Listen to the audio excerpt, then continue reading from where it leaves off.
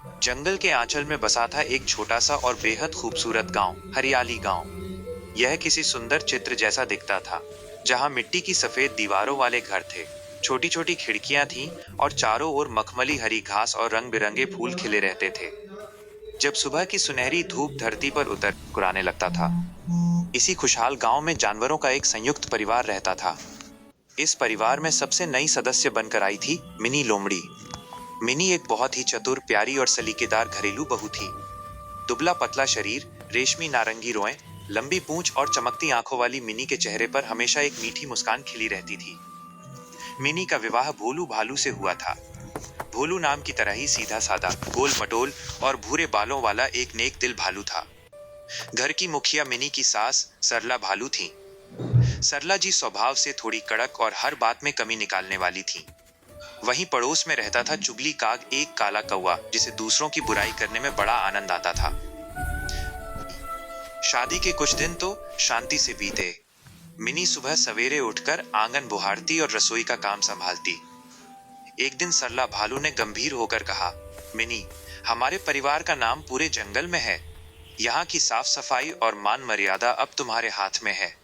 जरा भी चूक हुई तो पड़ोसी बातें बनाने लगेंगे।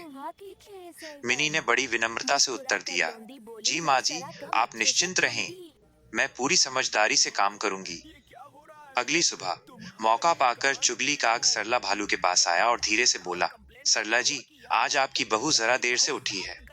देखिए, आंगन में पहले जैसी चमक नहीं दिख रही। ये सुनकर सरला जी का चेहरा गुस्से से लाल हो गया। मिनी ने ये सब देख लिया था। उसने शांत रहकर एक योजना बनाई।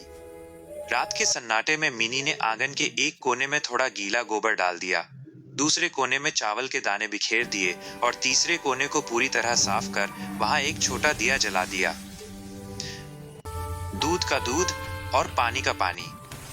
अगले दिन सूरज निकलने से पहले ही मिनी दीवार के पीछे छिप गई। तभी चुगली काग उड़कर आया और सीधे उसी कोने में उतरा जहां गोबर था। उसके पंजे गंदे हो गए। फिर वो दानों के लालच में दूसरे कोने में गया, जहां उसके पीछे पीछे मुर्गों और चिड़ियों ने आकर गंदगी फैला दी। जैसे ही सरला भालू बाहर आई, मिनी ने पुकारा, माजी, जरा देखिए तो रोज सुबह यहाँ कौन गंदगी फैला जाता है। तभी चुगली काग ऊपर से उतरा। उसके पंजों पर गोबर और मिट्टी लगी थी। सरला जी को सब समझ आ गया। मिनी ने प्यार से कहा, माजी, मैं तो रोज सफाई करती हूँ, पर कुछ लोग जानबूझकर हमारे घर को गंदा करते हैं। अगर हम मिलकर इन्हें समझाएं तो घर और गांव दोनों साफ रहेंगे। कुछ समय बाद गांव की मुख्य नाली कचरे से भर गई। लोग फिर से मिनी पर दोष मढ़ने लगे। मिनी ने देखा कि कुछ पड़ोसी रात के अंधेरे में अपना कचरा नाली में फेंक देते हैं। उसने किसी को डांटा नहीं, बल्कि एक नई तरकीब सोची। उसने गांव के चौराहे पर एक बड़ी टोकरी रखी और उस पर लिखा, सफाई साथी माइंस कचरा यहाँ डालें। उसने अपने पति भोलू से कहा कि वो रोज सुबह सुरीले गाने गाकर सबको कचरा डालने के लिए प्रोत्साहित करे। भोलू भालू झूमते हुए गाने लगा, कचरा यहाँ, खुशियां वहां, हरियाली गांव रहे सदा जवां।